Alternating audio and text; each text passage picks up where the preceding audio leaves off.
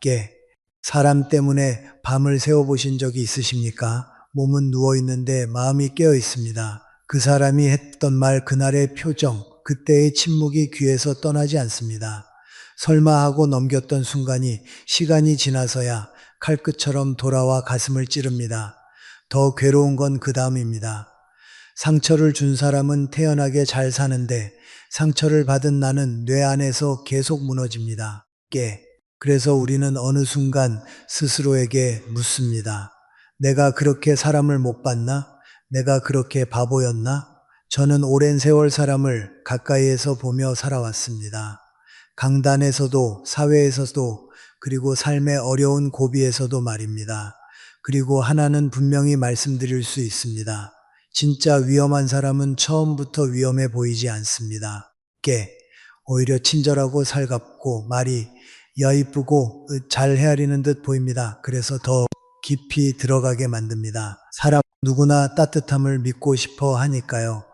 그런데 시간이 조금 지나면 그 따뜻함이 진심이 아니라 기술이었다는 사실을 깨닫게 됩니다. 그 순간부터 마음은 분노와 허탈함 사이에서 흔들립니다. 젊을 때 저는 사람의 말에 더 쉽게 설득되곤 했습니다. 깨. 말이 논리적이면 믿었고 표정이 부드러우면 안심했습니다. 그런데 세월이 흐르면서 알게 되었습니다. 사람을 판단하는 데에는 말보다 더 정확한 것이 있습니다. 바로 그 사람이 예상치 못한 순간에 보이는 반응입니다. 우리가 준비한 말은 얼마든지 꾸밀 수 있습니다. 깨. 그러나 순간적인 반사, 작은 표정 변화, 책임이 다가왔을 때의 태도, 손해를 볼 것 같을 때의 눈빛은 쉽게 꾸밀 수 없습니다. 인격은 연기야 아득관으로 드러나기 때문입니다. 제가 살아온 시대에는 마음을 숨기고 살아야 할 때도 있었습니다. 전쟁과 가난이 사람의 얼굴을 바꾸던 시절이 있었지요.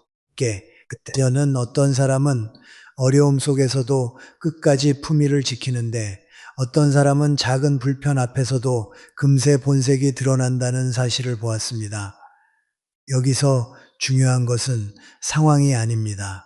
같은 상황에서도 누군가는 사람을 존중하고 누군가는 사람을 결국 그 차이는 본성에서 나옵니다. 여러분 사람을 볼 때 우리가 자주 하는 착각이 하나 있습니다. 그가 나에게 잘해주니까 좋은 사람이다. 이 기준은 위험합니다. 왜냐하면 누군가가 나에게 잘해주는 이유는 두 가지일 수 있기 때문입니다. 하나는 진심이 없는 필요입니다. 진심은 내가 거절해도 변하지 않습니다. 필요는 내가 거절한 순간 얼굴이 바뀝니다.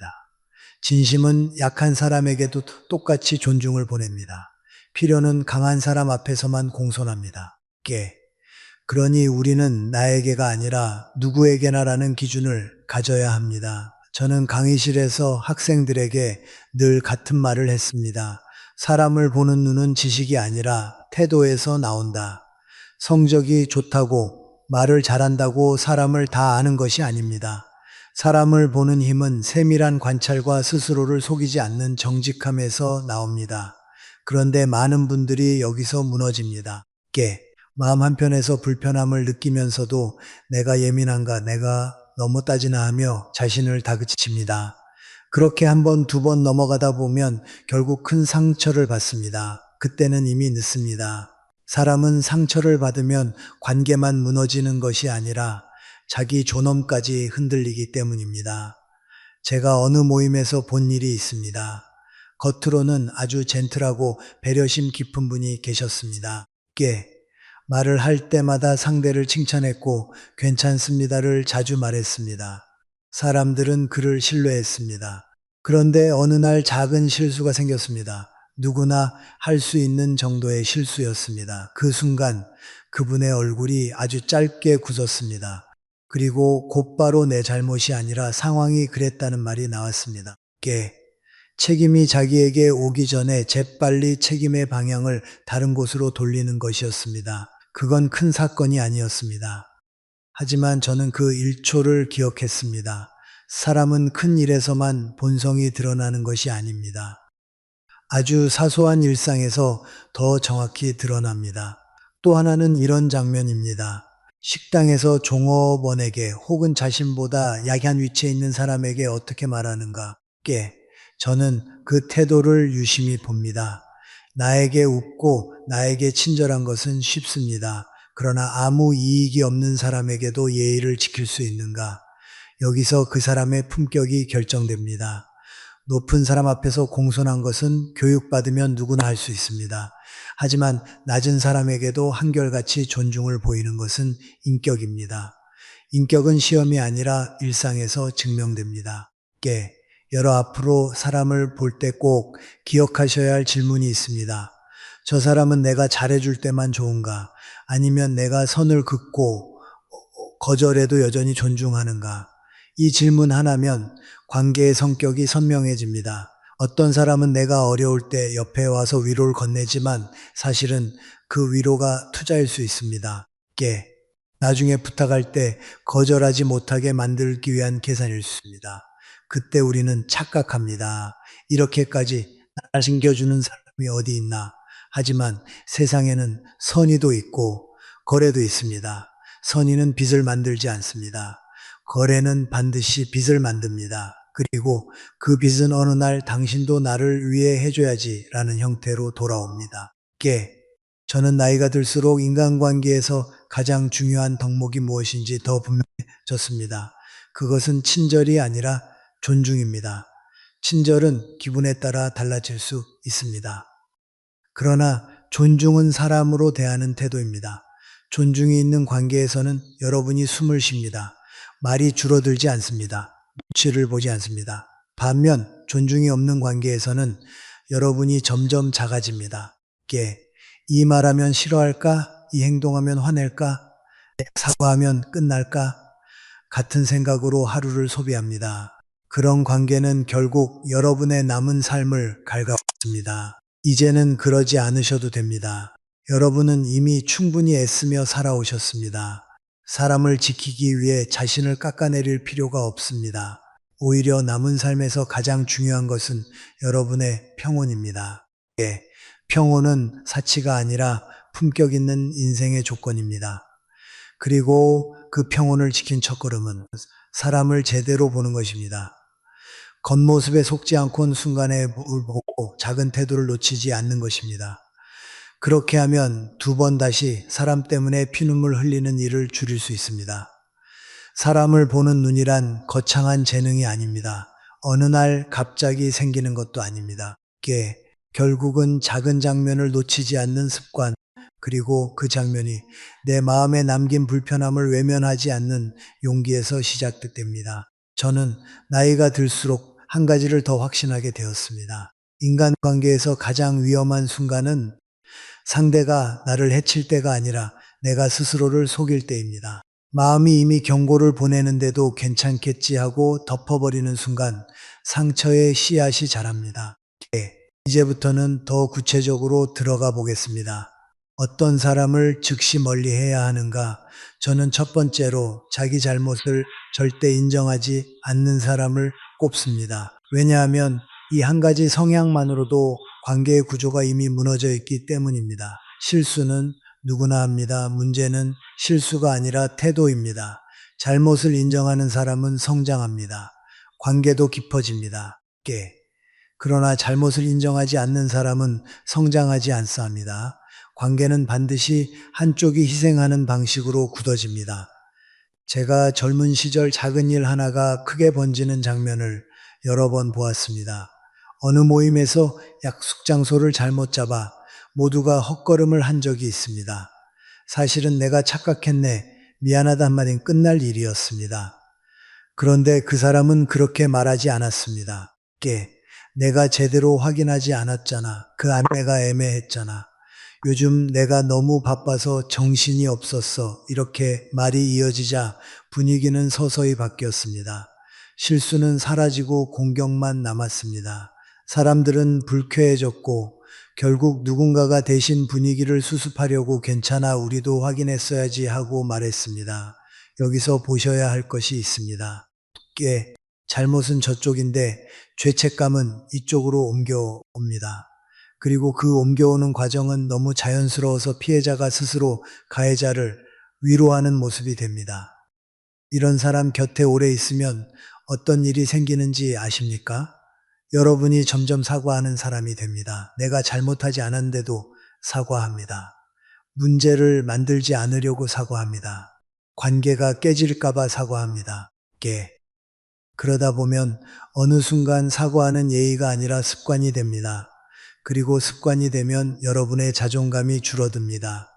사람은 사과할 줄 알아야 하지만 아무 이유 없이 고개 숙이는 습관은 삶을 약하게 만듭니다. 왜 어떤 사람은 그렇게 끝까지 자기 잘못을 인정하지 못할까요? 저는 심리학 용어를 길게 말하고 싶지는 않습니다. 다만 생활 속 언어로 설명해 드리겠습니다.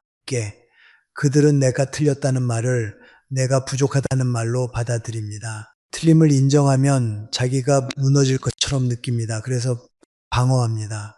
문제는 그 방어가 사실을 향하지 않고 사람을 향한다는 것입니다. 상대를 탓합니다. 상황을 탓합니다. 심지어 여러분의 마음을 탓합니다. 내가 예민해서 그래. 너는 원래 따지는 스타일이잖아. 이렇게 말하면 여러분은 더 혼란스러워집니다. 내가 틀렸나 하고 흔들립니다. 그리고 그 흔들림이 반복되면 결국 여러분은 자기 기준을 잃습니다. 저는 학생들에게 늘 이런 말을 했습니다. 정직은 도덕이기 전에 지성이다. 잘못을 인정하는 능력은 단순히 착해서가 아닙니다. 자기 자신을 객관적으로 볼 수 있는 힘입니다. 그런데 그 힘이 없는 사람은 결국 관계에서도 똑같이 행동합니다. 인정하지 못하니 바꾸지 못합니다. 바꾸지 못하니 같은 일이 반복됩니다. 반복되니 상대는 지칩니다. 그리고 지친 사람이 관계를 떠나면 그들은 또 이렇게 말합니다. 그 사람이 나를 버렸어. 끝까지 책임이 없습니다. 여러분, 인간관계에서 가장 무서운 구조가 무엇인지 아십니까? 내가 나를 의심하게 만드는 관계입니다. 그래서 누가 공격하는 건 오히려 견디기 쉽습니다. 그러나 가까운 사람이 조용히 꾸준히 내가 틀린 사람이라는 느낌을 심어주면 사람은 안에서 무너집니다. 처음에는 작은 일입니다. 그건 내가 잘못 이해한 거야. 내가 그런 말 한 적 없어. 과민 반응하는 거야. 이런 말. 쌓이면 여러분은 점점 자기 기억을 믿지 못합니다. 자기 판단을 믿지 못합니다. 이때부터 관계는 대등하지 않습니다. 한쪽은 심판이 되고 한쪽은 피고가 됩니다. 늘 설명해야 하고 늘 변명해야 하고 늘 죄인이 됩니다. 그런 관계는 오래 갈수록 위험합니다. 그래서 저는 첫 번째 경고를 일으켜 드립니다. 누군가가 명백한 잘못 앞에서도 미안하다는 말을 하지 못한다면 그 사람과 깊은 관계를 만들지 마십시오. 물론 사람은 자존심이 있을 수 있습니다. 그러나 자존심과 책임은 다릅니다.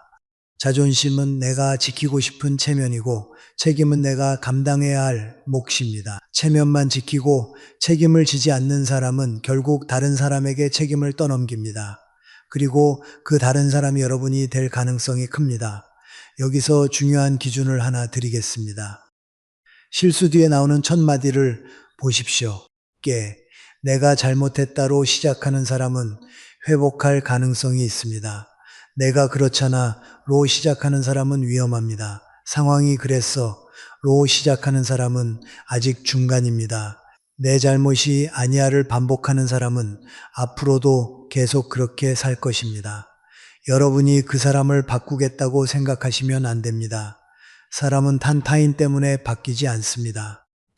스스로 부끄러워할 줄 아는 사람만 바뀝니다.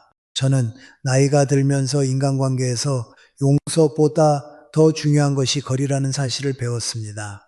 용서는 마음의 일입니다. 그러나 거리는 삶의 기술입니다.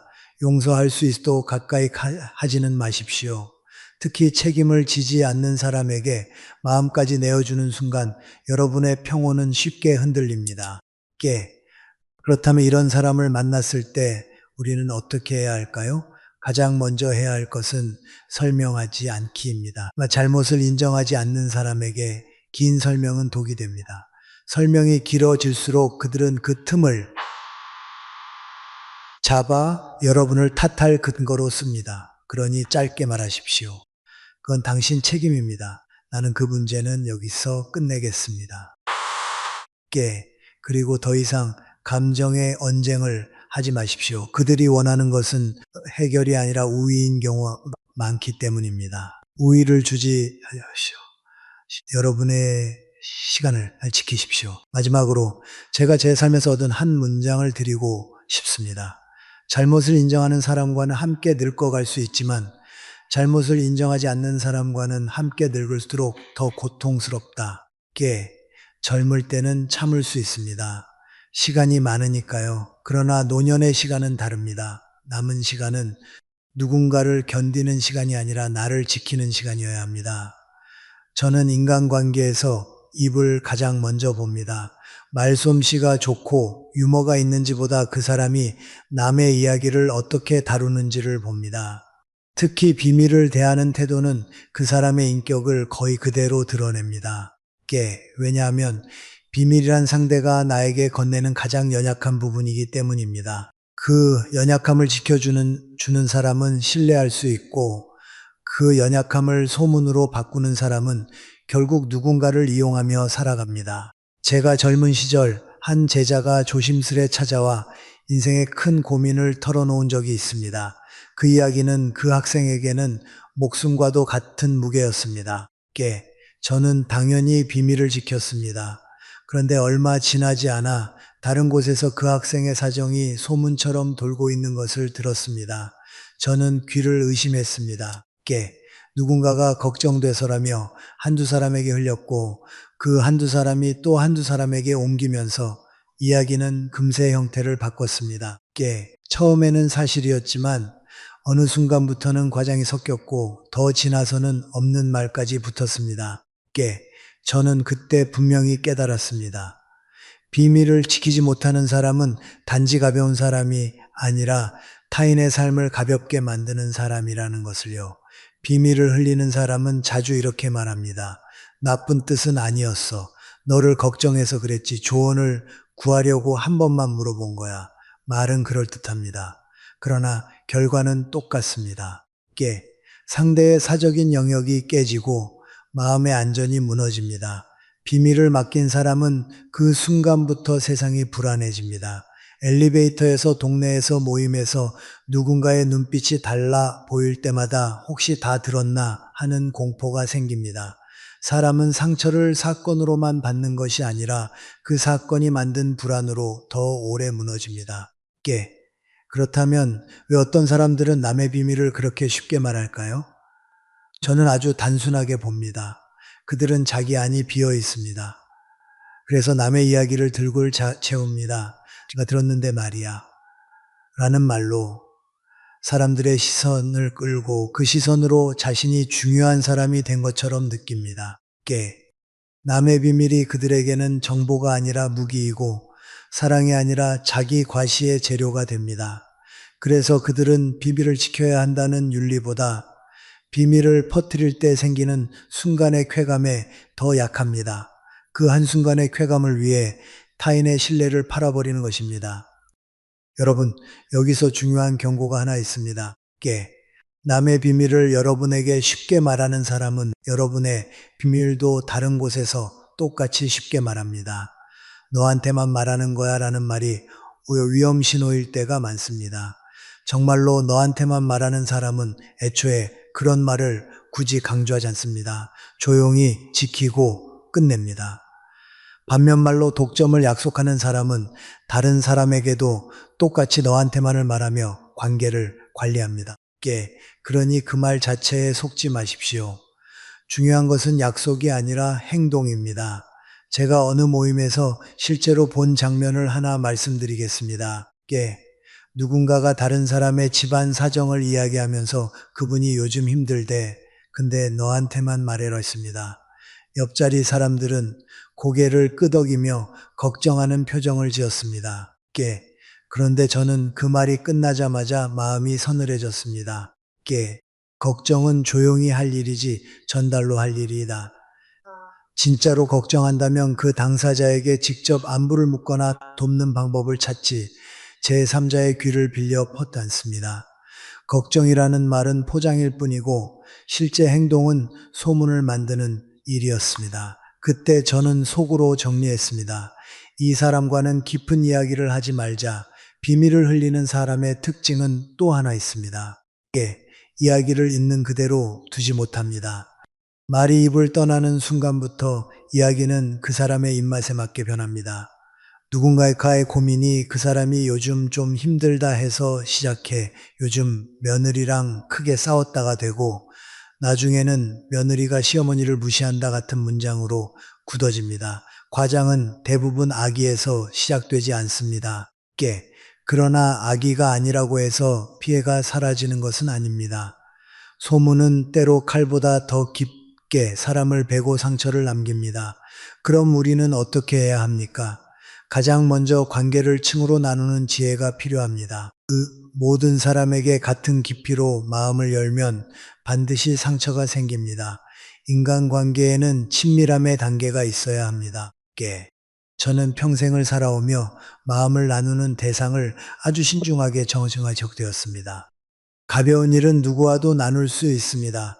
그러나 내 인생의 약점, 내 가족의 문제, 내 경제의 사정, 내 병과 두려움 같은 것들은 검증된 사람에게만 맡겨야 합니다. 여기서 검증이란 그 사람이 얼마나 오래 알았느냐가 아닙니다. 그 사람이 평소에 남의 이야기를 어떻게 다루는가입니다. 다른 사람의 사정을 웃음거리로 삼는지, 누군가의 흠을 이야기하며 자신을 높이는지, 모임에서 소문을 먹이처럼 던지는지 그런 행동을 하는 사람이라면 그가 아무리 오래된 인연이라도 깊게 믿지 마십시오. 비밀을 맡기기 전에 작은 시험을 해보는 것도 필요합니다. 이것은 상대를 의심하라는 말이 아니라 내 삶을 지키기 위한 확인입니다. 예를 들어 아주 작은 개인적 이야기를 한번 건네고 시간이 지나도 그것이 밖으로 새지 않는지 보십시오. 또 더 중요한 기준이 있습니다. 그 사람이 남의 비밀을 들었을 때 어떻게 행동하는가입니다. 조용히 덮고 지나가는 사람인가? 아니면 너도 알아야 하라며 전달하는 전달하는 사람이라면 그 전달의 다음 대상은 언젠가 여러분이 될 것입니다. 비밀을 흘린 사람에게는 단호해야 합니다. 많은 분들이 여기서 무너집니다. 괜찮아, 그럴 수도 있지 하고 넘어갑니다. 그런데 그 한 번의 관대함이 그 사람에게는 허락이 됩니다. 다시 말해 이 정도는 해도 되는구나 하는 학습이 됩니다. 그러니 처음이 중요합니다. 여러분이 마음을 다친 순간 짧게라도 기준을 말해야 합니다. 나는 내 이야기가 밖으로 나가는 것을 원하지 않습니다. 앞으로는 개인적인 이야기를 하지 않겠습니다. 길게 설명하지 마십시오. 길게 설명하면 변명이 들어옵니다. 내가 나쁜 뜻으로 그런 게 아니야. 내가 너무 예민해. 그 정도도 이해 못해. 이런 말들이 여러분을 다시 흔듭니다. 흔들리지 마십시오. 기준을 세우는 일은 차가운 일이 아니라 성숙한 일입니다. 저는 나이가 들수록 우정의 기준이 바뀌었습니다. 젊을 때는 함께 웃는 사람이 친구인 줄 알았습니다. 그러나 지금은 압니다. 진짜 친구는 함께 웃는 사람이라기보다 내가 약해졌을 때에도 내 이야기를 가볍게 만들지 않는 사람입니다. 내가 힘들 때 그 힘듦을 소식으로 만들지 않고 기도처럼 조용히 품어주는 사람입니다. 그런 사람에게만 마음을 조금 더 열어도 늦지 않습니다. 또 하나, 미를 지킨다는 것은 단지 입을 다무는 기술이 아닙니다. 그것은 상대를 하나의 인격으로 존중하는 태도입니다. 상대를 내 재미로 소비하지 않는다는 선언입니다. 그러니 비밀을 흘리는 사람과 가까이 지내면 결국 여러분의 삶도 누군가의 소비재가 됩니다. 오늘은 남의 이야기를 소비하던 사람이 내일은 여러분의 이야기를 소비하게 됩니다. 그것은 시간 문제입니다. 여러분의 인생에는 이미 무게가 있습니다. 그 무게를 아무데나 내려놓지 마십시오. 비밀을 맡길 사람은 많지 않아도 괜찮습니다. 한두 사람만 있어도 충분합니다. 오히려 한두 사람이라도 정확히 선택하는 것이 남은 삶의 평온을 지키는 가장 확실한 길입니다. 관계는 넓이로 자랑할 일이 아니라 깊이로 지켜야 할 일입니다. 저는 사람을 만나고 돌아오는 길에 마음의 상태를 가장 먼저 확인합니다. 즐거웠나가 아니라 편안했나를 묻습니다. 만나고 난 뒤 마음이 잔잔해지면 좋은 관계입니다. 그런데 이상하게도 어떤 사람을 만나고 나면 더 허전해지고 더 외로워집니다. 께 분명 2시간 동안 대화를 했는데 정작 내 이야기는 한마디도 제대로 남지 않은 느낌이 듭니다. 그럴 때가 있죠. 저는 그 허전함을 오래 경험한 뒤에야 깨닫았습니다. 그것은 내가 약해서가 아니라 그 관계가 대화가 아니라 독백이었기 때문입니다. 세 번째로 멀리해야 할 사람. 저는 모든 대화를 자기 이야기로 끝내는 사람을 꼽습니다. 이런 사람은 겉으로는 활발하고 말도 잘하고 처음에는 재밌습니다. 그래서 많은 분들이 저 사람은 에너지가 있네고 착각합니다. 그러나 시간이 지나면 알게 됩니다. 그 에너지는 나를 살리는 에너지가 아니라 나를 소모시키는 에너지라는 것을요. 그 사람은 대화를 나눔으로 보지 않습니다. 대화를 무대로 봅니다. 그리고 무대에는 관객이 필요합니다. 여러분은 어느 순간 관객이 됩니다. 박수치고 맞장구 치고 들어주 결국 지쳐갑니다. 제가 강단에 서서절 학생들 중에도 이런 유형이 있었습니다. 상담을 하러 오겠다고 해놓고 문을 열자마자 자기 이야기를 쉼없이 쏟아내는 학생 말이 처음에는 제가 그래 말해보렴 하고 들어줍니다. 그런데 1시간이 지나도 질문 하나가 없습니다. 선생님은 어떻게 생각하세요라는 말도 없습니다. 그저 자기 얘기, 자기 불만, 자기 계획, 자기 과거, 자기 상처만 흘러나옵니다. 물론 사람은 누구나 힘들면 말이 많아질 수 있습니다. 그건 이해할 수 있습니다. 그러나 문제는 그런 태도가 습관이 되었을 때입니다. 듣는 사람이 존재하지 않는 대화는 결국 관계를 무너뜨립니다.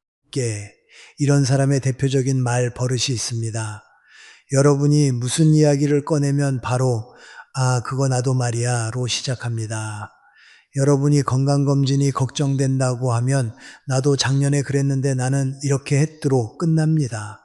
여러분이 자녀 문제로 마음이 무겁다고 하면 우리 애는 더 심해서로 바뀝니다.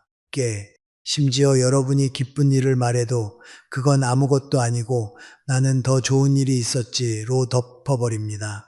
여러분의 감정이 시작되기도 전에 그들의 감정이 덮어버리는 구조입니다. 이렇게 되면 여러분은 점점 말을 하지 않게 됩니다. 말해봐야 돌아오는 게 없다는 걸 학습하기 때문입니다. 결국 관계는 불균형이 됩니다. 한쪽은 말하고 한쪽은 듣기만 합니다. 그런데 듣기만 하는 쪽이 계속 견디면 마음이 병듭니다. 왜 이런 일이 생길까요? 저는 이것을 공감의 결핍이라고 봅니다. 공감은 단지 맞아, 힘들겠다 한마디를 하는 기술이 아닙니다. 공감은 상대의 마음에 자리를 내어주는 것입니다. 그런데 자기 이야기만 하는 사람은 상대의 마음에 자리를 내어주지 않습니다.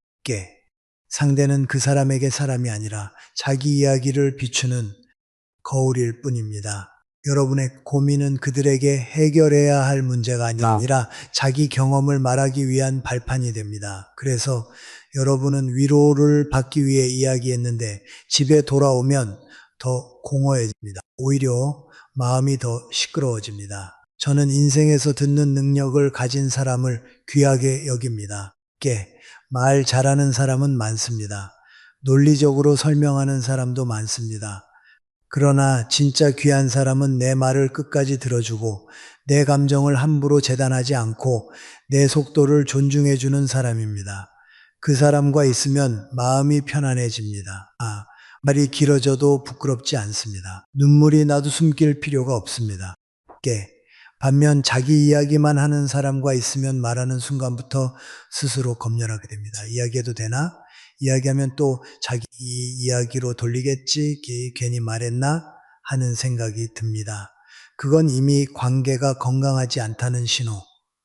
대화에는 리듬이 있습니다. 한 사람이 말하면 다른 사람이 듣고 다시 질문하고 다시 공감하고 다시 나누는 흐름이 있어야 합니다. 그런데 어떤 사람과의 대화는 늘 같은 패턴입니다. 여러분이 한 문장을 말하면 그 사람은 10문장을 말합니다. 여러분이 감정을 꺼내면 그 사람은 정보로 덮습니다. 여러분이 위로를 원하면 그 사람은 자기 자랑으로 끝냅니다. 이런 관계에서는 여러분의 마음이 점점 다칩니다. 그리고 마음이 다치면 인간관계의 가장 큰 의미가 사라집니다. 관계는 결국 마음을 나누는 일인데 마음이 다친 관계는 껍데기만 남습니다. 제가 아는 한 분은 친구를 만나고 오면 더 피곤하다고 하셨습니다. 저는 그 말을 듣고 그 친구에게서 무엇을 얻으십니까? 라고 물었습니다. 그분은 잠시 생각하다가 이렇게 말했습니다. 그냥 오래 봤던 사람이니까요. 저는 그 대답이 참 씁쓸했습니다. 오래 봤다는 이유만으로 관계를 계속 끌고 가면 삶은 점점 무거워집니다. 시간의 길이가 관계의 질을 보장하지 않습니다. 오히려 오래될수록 습관이 되고 습관이 되면 더 쉽게 참게 됩니다. 그리고 참는 시간이 길어질수록 내 마음은 더 많이 닳습니다. 그렇다면 이런 사람을 만났을 때 우리는 어떻게 해야 할까요? 첫째, 여러분의 말이 소중하다는 사실을 스스로 인정해야 합니다. 많은 분들이 내 이야기는 별것 아니다 라고 생각합니다. 그래서 더 잘 들어주는 척하는 사람에게 마음을 맡깁니다. 그러나 여러분의 이야기는 별것이 아닙니다. 여러분의 삶이기 때문입니다. 누군가가 여러분의 이야기를 계속 가로채고 덮는다면 그것은 단순히 대화 습관이 아니라 존중의 부족입니다. 존중이 없는 관계는 결국 마음을 상하게 합니다. 둘째, 대화의 경계를 짧게 세우십시오. 지금은 내 이야기 좀 들어줘. 내가 말 끝까지 하고 싶어. 이 한마디를 할 수 있어야 합니다. 그런데 여기서 중요할 했을 때 상대가 어떻게 반응하냐입니다. 그래 말해봐 하고 진짜로 듣기 시작하면 그나마 가능성이 있습니다. 그러나 그건 별거 아니야. 그런데 나도로 다시 돌리면 그건 바뀌기 어렵습니다. 사람은 습관을 쉽치지 못합니다. 특히 자기중심적 대화 습관은 그 사람의 세계관과 연결되어 있는 경우가 많습니다. 세상은 자신을 중심으로 돌아간다고 느끼는 사람은 대화도 자신을 중심으로 돌립니다. 셋째, 관계의 깊이를 조정해야 함께 모든 사람과 깊은 대화를 해야 하는 것은 아닙니다. 어떤 사람과는 가벼운 안부만 나누고 건강 이야기, 날씨 이야기 정도로 끝내도 됩니다. 중요한 것은 여러분의 핵심 감정과 고민을 그 사람에게 맡기지 않는 것입니다. 여러분의 약한 부분을 맡기는 순간 그 사람의 독백 속에서 여러분의 마음은 더 작아집니다. 그러니 깊은 이야기는 듣는 사람에게만 하십시오. 듣는 사람은 많지 않습니다. 그러나 한 명만 있어도 충분합니다. 마지막으로 제가 여러분께 드리고 싶은 말이 있습니다. 대화는 기술이 아니라 인격이다. 상대의 말을 끝까지 들어주는 것은 단지 예의가 아니라 사람을 존중하는 마음입니다. 그리고 그런 존중이 쌓일 때 우리는 늙어가면서도 외롭지 않습니다. 반대로 아무리 많은 사람을 만나도 내 이야기를 들어주는 사람이 없으면 사람 고립됩니다. 관계의 숫자보다 관계의 질이 중요합니다. 여러분이 편안해지는 관계를 선택하십시오. 만나고 나서 마음이 잔잔해지는 사람, 내 말이 길어져도 불편해하지 않는 사람, 내 감정을 경쟁하지 않는 사람 말입니다. 여러분의 삶은 이미 충분히 무게가 있습니다.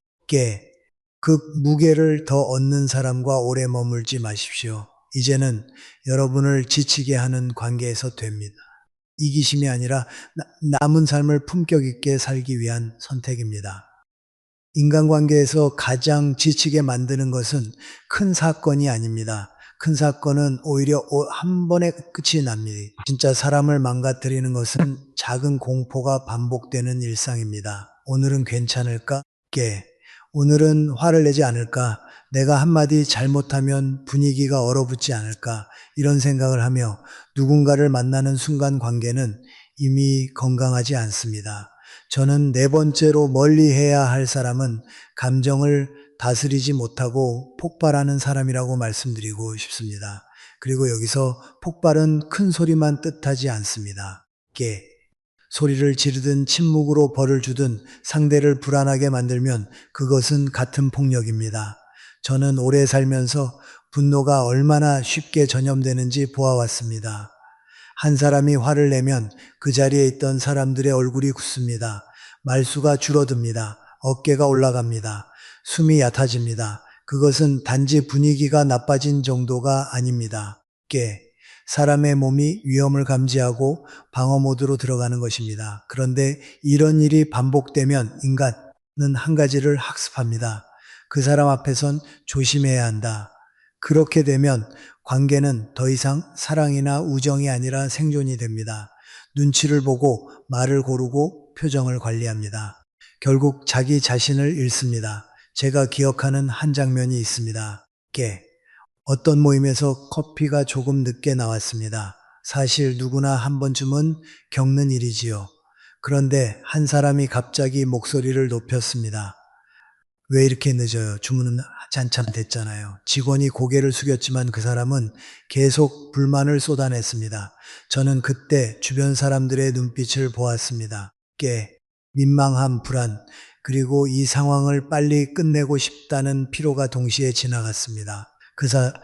사람이 화를 낸 대상은 직원이었지만 그 자리에 앉아있던 사람들 모두가 같이 상처를 받았습니다. 분노는 한 사람의 감정이지만 그 분노가 만들어내는 공간은 모두의 마음을 짓눌렀습니다. 또 다른 장면도 있습니다. 약속에 조금 늦었습니다. 교통이 막혀 미리 연락도 했습니다. 그런데 상대는 말없이 표정이 굳어있고 대답은 짧고 차갑습니다. 소리를 지르지는 않습니다. 하지만 그 침묵이 오히려 더 무섭습니다. 사람은 큰 소리에는 맞서거나 피할 수 있습니다. 그러나 침묵은 끝이 없습니다. 어디까지 사과해야 하는지, 언제 풀리는지 알 수 없기 때문입니다. 그래서 침묵은 통째가 됩니다. 상대를 불안하게 만들고 결국 상대가 더 많이 양보하게 만듭니다. 저는 이런 관계를 많이 보았습니다. 겉으로는 조용한 사람인데 함께 있으면 늘 긴장됩니다. 그것은 조용함이 아니라 감정으로 사람을 다루는 기술일 때가 많습니다. 왜 어떤 사람은 감정을 조절하지 못할까요? 사람마다 성격이 다르고 삶의 피로가 다릅니다. 그것을 모른 척하고 싶지는 않습니다. 저도 인생에서 억울한 일을 당한 적이 있고 속이 끓는 날도 많았습니다.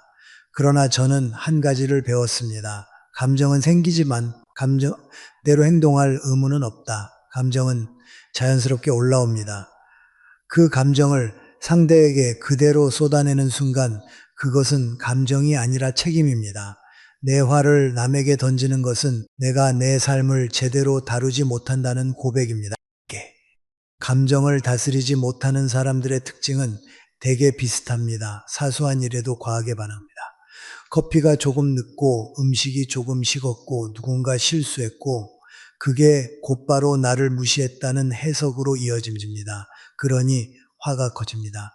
그런데 사실은 그 사건이 큰 것이 아니라 그 사람의 마음속에 쌓여있던 불만과 불안이 그 사건을 핑계로 폭발한 것입니다. 겉으로는 커피 때문이지만 속은 다른 문제로 꽉 차 있습니다. 그런데 그 속의 문제를 스스로 해결하지 못하니 가까운 사람에게 터뜨립니다. 가까운 사람은 도망가지 못한다고 생각하기 때문입니다. 그래서 가장 가까운 사람이 가장 많이 다칩니다. 여러분, 이런 사람 옆에 있으면 몸이 먼저 알아차립니다. 가슴이 답답해지고 말이 조임스러워 약속을 잡기 전에 마음이 무거워집니다. 그 사람 만나면 또 피곤하겠지 하는 생각이 스치면 그것은 이미 경고입니다. 인간관계는 만나기 전에 마음이 가벼워져야 합니다. 만나기 전부터 긴장되는 관계는 오래가면 갈수록 여러분의 건강을 해칩니다. 특히 나이가 들수록 감정의 소모는 곧 체력의 소모가 됩니다. 젊을 때는 하루 피곤해도 회복됩니다. 그러나 노년에는 피곤이 쌓이면 회복이 어렵습니다. 그래서 더 조심해야 합니다. 그렇다면 우리는 어떤 기준을 세워야 할까요? 저는 이렇게 말씀드리고 싶습니다. 불편함과 불안이 반복되면 그것은 관계의 구조적 문제다. 한번 화낼 수 있습니다. 사람은 누구나 실수하고 누구나 피곤하면 예민해집니다. 그러나 반복은 다릅니다. 반복되는 분노는 습관이고 습관은 그 사람의 방식입니다. 그 방식이 여러분을 계속 불안하게 만든다면 여러분이 할 일은 그 사람을 고치는 것이 아니라 여러분의 거리를 조정하는 것입니다. 여기서 많은 분들이 착각합니다. 내가 좀 더 잘 맞춰주면 괜찮아질 거야. 내가 조심하면 화를 안 내겠지. 그런데 그렇게 살다 보면 여러분은 점점 자기 검열의 사람이 됩니다. 말도 마음대로 못하고 표정도 관리하고 늘 안전한만 건너만. 그 순간 관계는 이미 동등하지 않습니다. 여러분은 상대의 감정을 관리하는 관리자처럼 살아갑니다.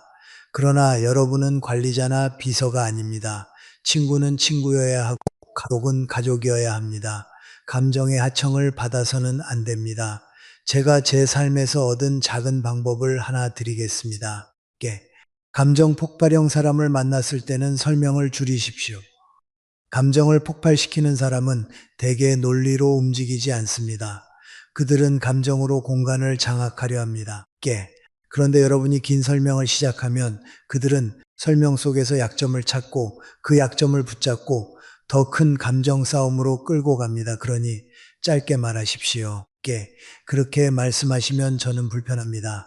오늘은 여기서 마치겠습니다. 다음에 이야기합시다. 그리고 자리를 정리하십시오. 중요한 것은 상대의 기분을 즉시 풀어주는 것이 아니라 여러분의 경계를 분명히 하는 것입니다.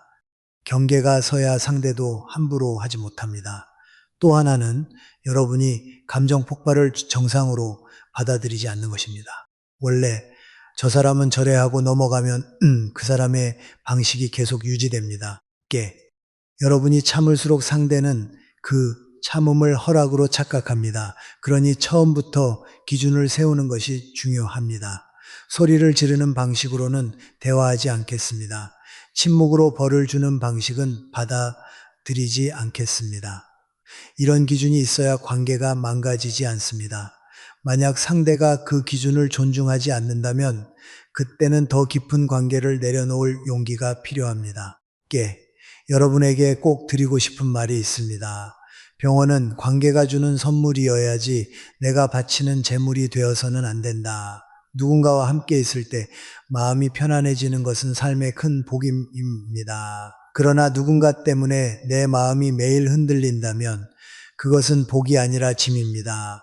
남은 삶은 짐을 줄여야 합니다. 관계도 마찬가지입니다. 사람은 혼자 있으면 외롭다고 말합니다.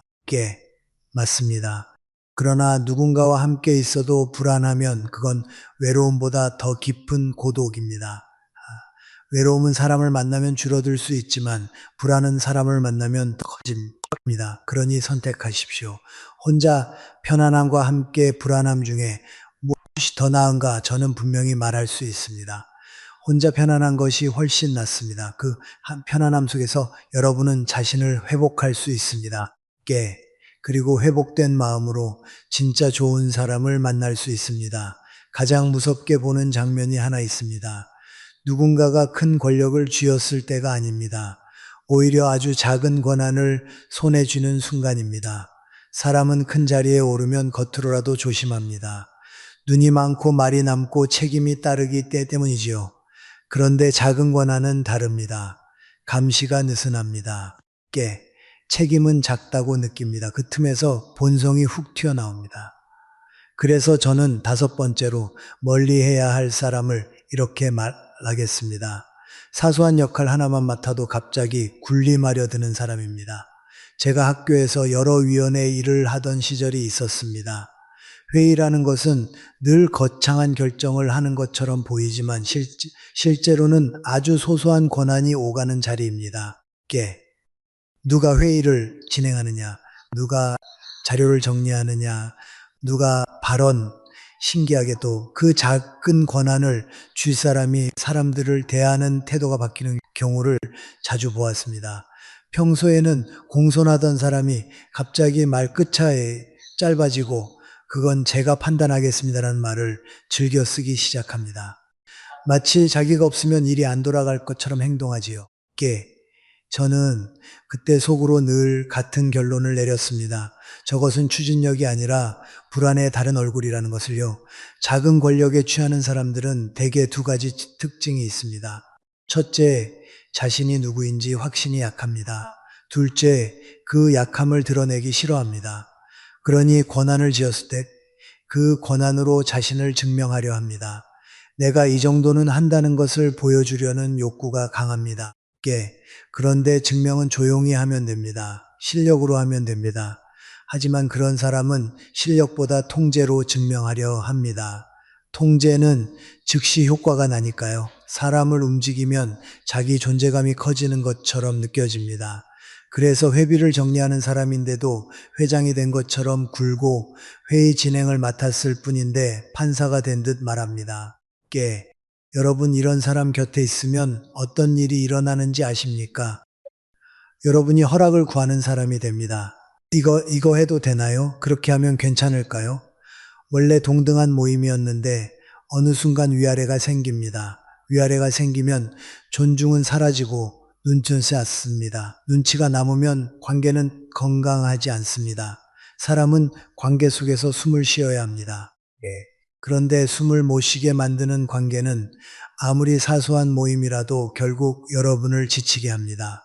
삶이 이미 복잡한데 관계까지 복잡하게 만들 이유가 없습니다. 제가 젊을 때는 그 사람도 수고하니까 하며 참았습니다.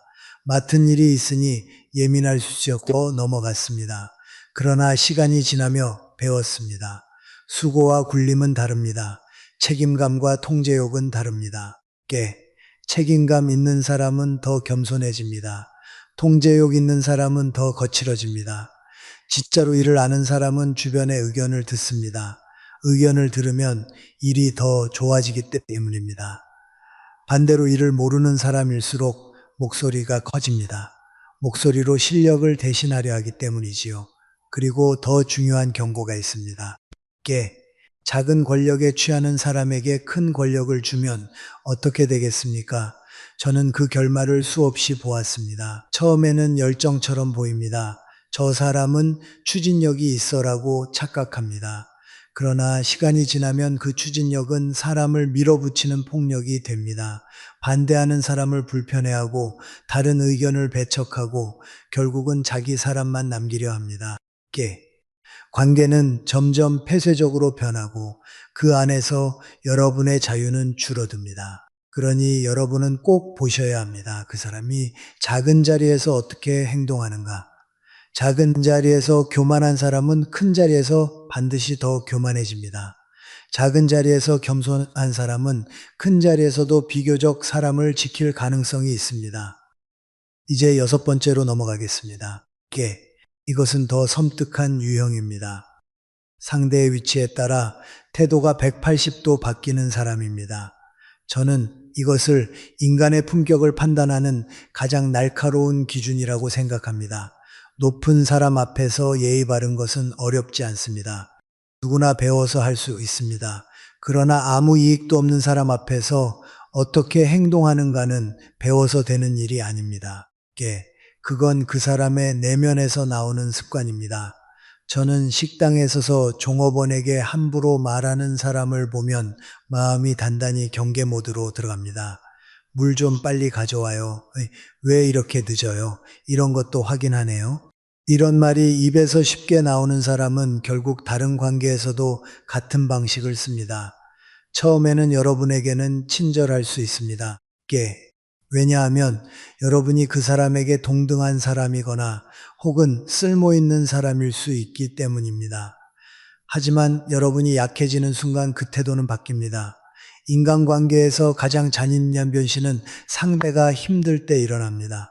내가 아플 때, 내가 돈이 없을 때, 내가 일이 꼬였을 때, 내가 도움이 되지 않을 때, 그때 그 사람의 표정이 달라집니다. 그때야 비로소 이 친절은 나를 위한 것이 아니었구나를 알게 되죠. 왜 그런 사람이 생길까요? 저는 그 밑바닥에 불안이 있다고 봅니다. 자신이 낮아질까 두려워서 누군가를 낮추면서 자기 위치를 확인합니다. 윗사람 앞에서는 굽신거리고 아랫사람 앞에서는 군림합니다. 관계를 사람 대 사람으로 보지 못하고 위아래로 쪼개봅니다. 그러니 그들의 친절은 늘 조건부입니다. 내게 도움이 되는가 안 되는가가 기준이 됩니다. 여러분에게 웃는 것도 여러분을 좋아해서가 아니라 여러분이 좋은 위치에 있다고 판단하기 때문일 수 있습니다. 그래서 저는 늘 말씀드립니다. 그 사람이 여러분에게 어떻게 하느냐만 보지 마십시오. 그 사람이 약한 사람에게 어떻게 하느냐를 보십시오. 그게 진짜 모습입니다.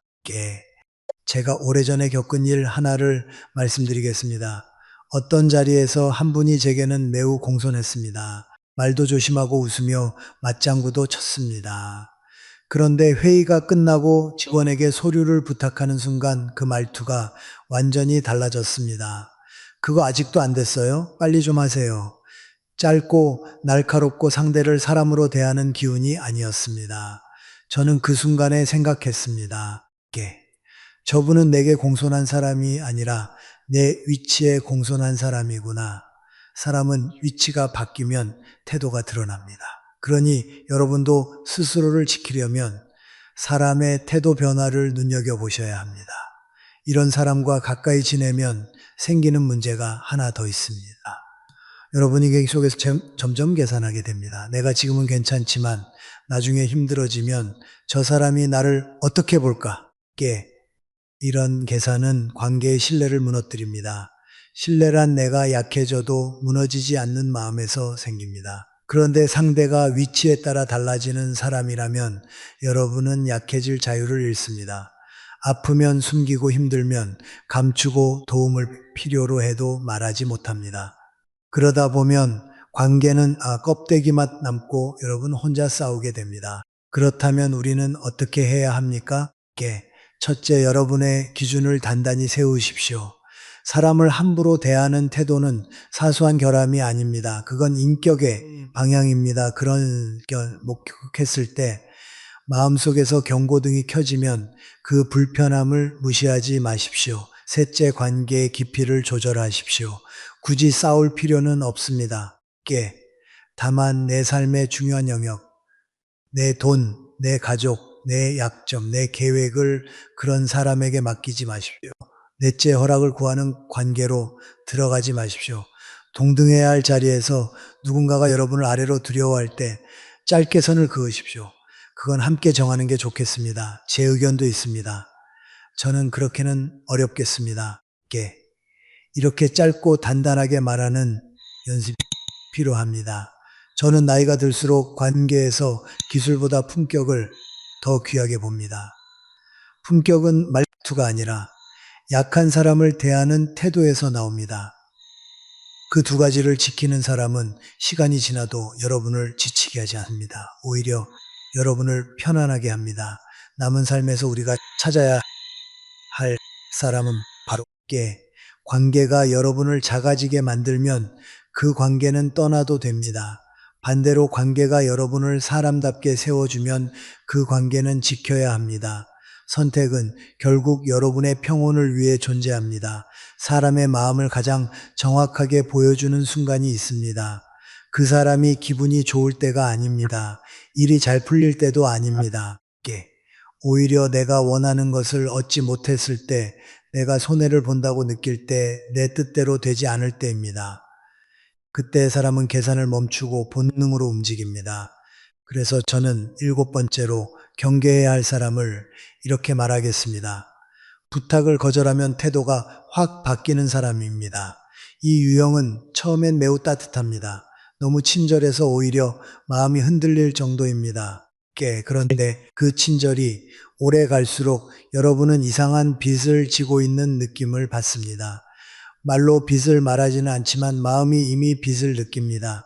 그리고 어느 날 그 빚을 해소하듯 부탁이 들어옵니다. 저는 나이가 들수록 친절을 받을 때 오히려 마음을 더 조용히 하게 되었습니다. 물론 사람의 선의를 의심하자는 뜻은 아닙니다. 다만 친절에는 두 종류가 있기 때문입니다. 하나는 순수한 친절이고 다른 하나는 목적을 가진 친절입니다. 순수한 친절은 받을 때 마음이 편안합니다. 부담이 없습니다. 그런데 목적을 가진 친절은 받을수록 마음이 무거워집니다.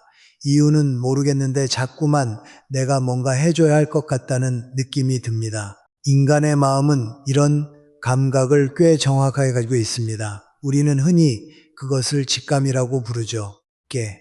제가 젊었을 때는 이 직감을 자주 무시했습니다.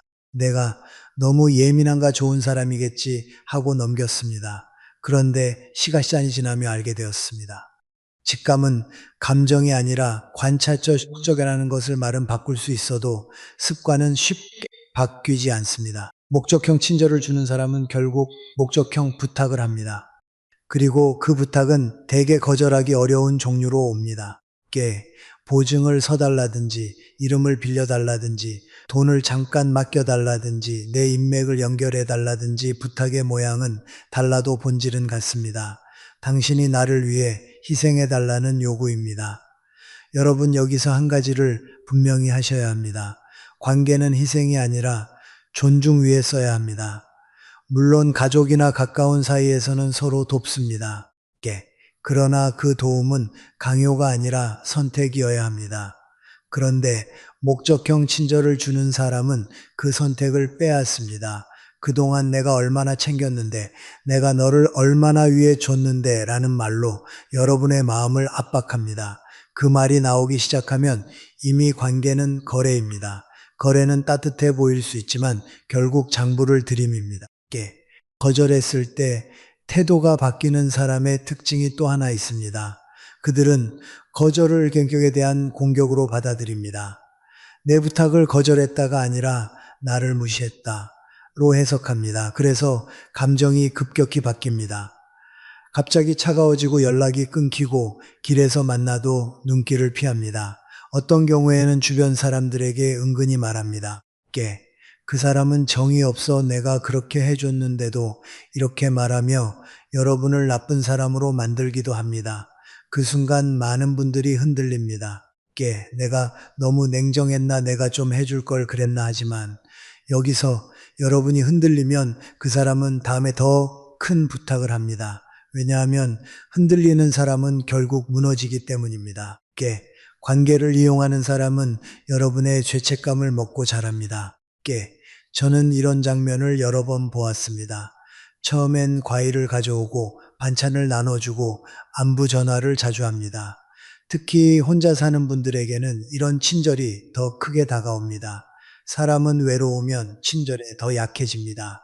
그런데 그 친절이 투자라면 어느 날 수익을 요구합니다. 그리고 그 수익은 여러분의 안전과 직결되는 경우가 많습니다. 보증이나 명예 같은 것은 한번 내어주면 되돌리기 어렵습니다. 그래서 저는 말씀드립니다. 나이가 들수록 친절을 받는 것보다 더 중요한 능력이 있습니다. 단호하게 거절하는 능력입니다. 이 능력이 없으면 남은 삶은 남의 요구에 끌려다니며 흔들립니다. 여기서 거절의 핵심을 하나 드리겠습니다. 거절은 길게 설명할수록 약해집니다. 우리는 착한 마음 때문에 설명을 길게 합니다. 미안한데 내가 요즘 이런 사정이 있고 남편이 생전에 이런 말을 했고 이렇게 말하지요. 그런데 목적형 관계를 가진 사람은 그 설명을 틈으로 봅니다. 틈이 보이면 파고듭니다. 그럼 이렇게 하면 되잖아. 그건 변명이지. 내가 마음만 먹으면 할 수 있잖아. 결국 여러분은 더 많은 말을 하게 되고 더 많은 죄책감을 느끼게 됩니다. 그러니 거절은 짧아야 합니다. 그건 어렵습니다. 그건 하지 않습니다. 죄송하지만 불가능합니다. 이유를 최소화하십시오. 이유를 늘리는 순간 설득의 장이 열립니다. 여러분이 설득당하기 시작하면 경계는 무너집니다. 그리고 중요한 기준이 하나 있습니다. 진짜 관계는 거절 후에도 유지됩니다. 거절했다고 마음이 달라지지 않습니다. 오히려 그럴 수 있지 하고 이해합니다. 여러분의 사정을 존중합니다. 그러나 거래 관계는 거절하는 순간 무너집니다. 왜냐하면 그 관계의 목적이 당신이 아니라 당신이 가진 것이었기 때문입니다. 이 사실을 빨리 알수록 좋습니다. 거절했더니 떠나갔다는 것은 슬픈 일이 아니라 오히려 인생이 여러분을 지켜준 것입니다. 만약 여러분이 처음 부탁을 들어줬다면 그 사람은 더 오래 친절했을지도 모릅니다. 그러나 그 친절은 더 큰 욕으로 이어졌을 것입니다. 그러니 떠난 사람을 붙잡지 마십시오. 붙잡을수록 여러분의 삶은 더 위험해집니다. 저는 어문 사람을 알아보는 기준을 오래 고민했습니다. 그리고 한 가지 결론에 도달했습니다. 사람은 평안할 때보다 불편할 때 드러난다. 기분 좋을 때는 누구나 웃습니다. 이익이 있을 때는 누구나 친절합니다. 하지만 거절당했을 때도 존중을 유지하는 사람, 손해를 봐도 품위를 지키는 사람, 뜻대로 되지 않아도 타인을 탓하지 않는 사람, 그 사람이 진짜 강한 사람입니다. 인격이 강한 사람입니다. 그런 사람과 관계를 맺으면 여러분은 마음이 편안합니다. 무엇을 주지 않아도 내가 가진 것이 없어도 그 사람은 변하지 않기 때문입니다. 그게 진짜 신뢰입니다. 여러분 나이가 들수록 우리는 더 많은 것을 내려놓습니다. 욕심도 내려놓고 경쟁도 내려놓고 과한 인간관계도 내려놓습니다. 그런데 왜 어떤 관계는 끝까지 우리를 흔들까요? 그것은 우리가 아직도 좋은 사람이 되고 싶다는 욕망을 놓지 못하기 때문입니다. 저는 그 마음을 이해합니다.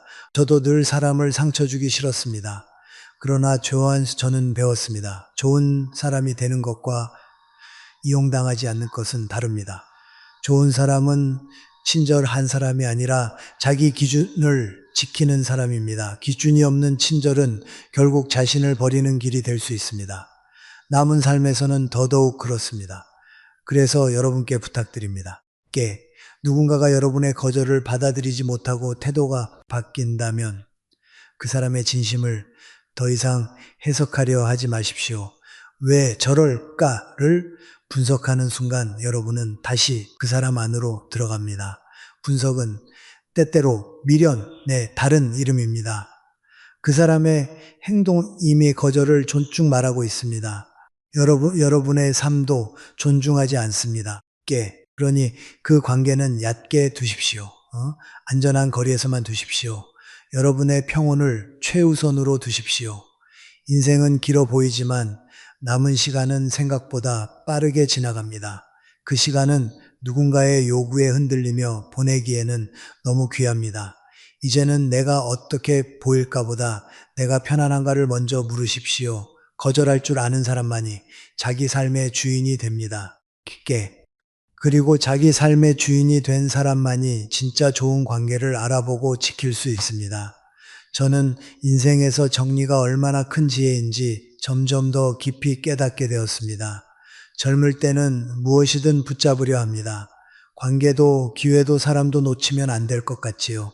그런데 나이가 들수록 알게 됩니다. 붙잡는다고 다 내 것이 되는 것이 아니라는 것을요.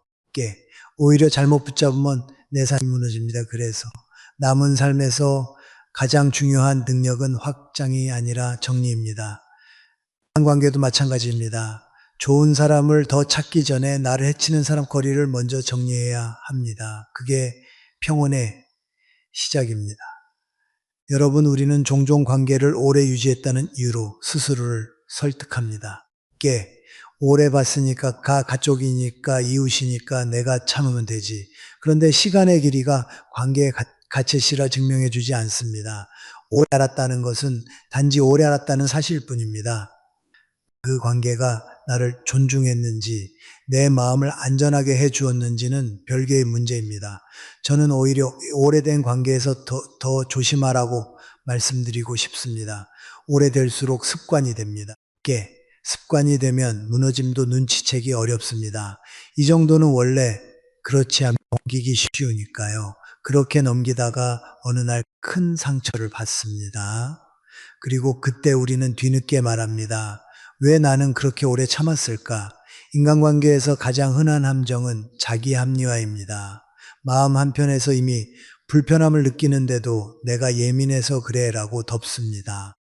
내가 더 이해해 줘야지 라고 자신을 몰아붙입니다. 이 나이에 싸워서 뭐하나 하며 참고 넘깁니다. 그런데 참고 넘긴다고도 문제가 사라지지 않습니다. 오히려 그 관계는 더 단단히 굳어. 상대는 여러분이 참는 것을 인정이 아니라 허락으로 배우기 때문입니다. 그래서 여러분이 더 이상 참지 못하는 순간이 오면 그때는 작은 문제가 아니라 큰 파국이 됩니다. 그러니 지금 아직 마음이 완전히 부서지기 전에 정리하는 것이 지혜입니다. 제가 살아오며 붙잡고 싶었던 관계가 없었던 것이 아닙니다. 저도 사람이니까요. 인정 싶었고, 오해받기 싫었고, 좋은 사람으로 남고 싶었습니다. 그러나 세월이 가르쳐 준 것이 있습니다. 좋은 사람이 되는 것과 나를 버리는 것은 다르다는 것입니다. 어떤 관계는 여러분이 아무리 잘해도, 아무리 참아도 결국 여러분을 더 작게 만듭니다. 여러분이 웃으면 가볍게 여기고, 여러분이 양보하면 당연하게 생각하고, 여러분이 참으면 그 침묵을 약함으로 해석합니다. 이런 관계에서 벗어나는 것은 무정함이 오히려 나를 존중하는 책임감입니다.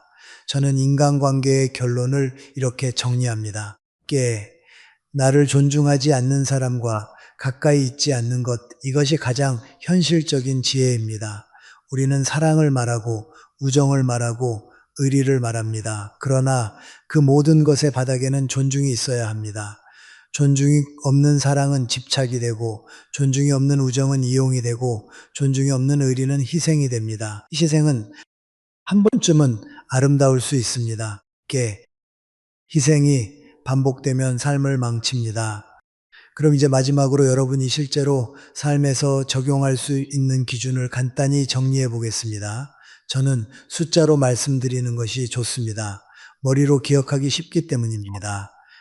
세 가지 관찰, 세 가지 행동입니다. 첫째, 세 가지 관찰입니다. 하나는 실수 앞에서 그 사람이 어떤 태도를 보이는가입니다. 잘못을 인정하는지, 남 탓을 하는지 보십시오. 둘째는 약한 사람 앞에서 그 사람이 어떤 표정을 짓는가입니다. 이익 없는 사람에게도 예의를 지키는지 보십시오. 셋째는 거절 앞에서 그 사람이 어떻게 변하는가입니다. 여러분이 선을 그었을 때 그 선을 존중하는지 아니면 태도를 받고 압박하는지 보십시오. 이 세 가지면 사람의 진짜 얼굴이 상당히 드러납니다. 둘째, 세 가지 행동입니다. 첫 번째 행동은 설명 줄이기입니다. 관계가 흔들릴 때 사람들은 설명을 길게 합니다. 이해받고 싶다는 마음이 여러분을 다시 그 관계 안으로 끌고 들어갑니다. 기준을 세울 때는 짧게 말해요. 저는 그렇게 하지 마십시오. 그건 어렵습니다. 이 대화는 여기서 끝내겠습니다. 두 번째 행동은 거리 조절하기입니다. 완전히 끊을 필요가 없는 경우도 많습니다. 다만 깊이를 조절해야 합니다. 내 약점, 내 돈, 내 가족 문제, 내 속마음을 그 사람에게 맡기지 않는 것, 이것만으로도 삶이 훨씬 안전해집니다. 세 번째 행동은 내 편을 만들기입니다. 여기서 내 편은 사람들이 아닙니다. 한두 사람이어도 됩니다.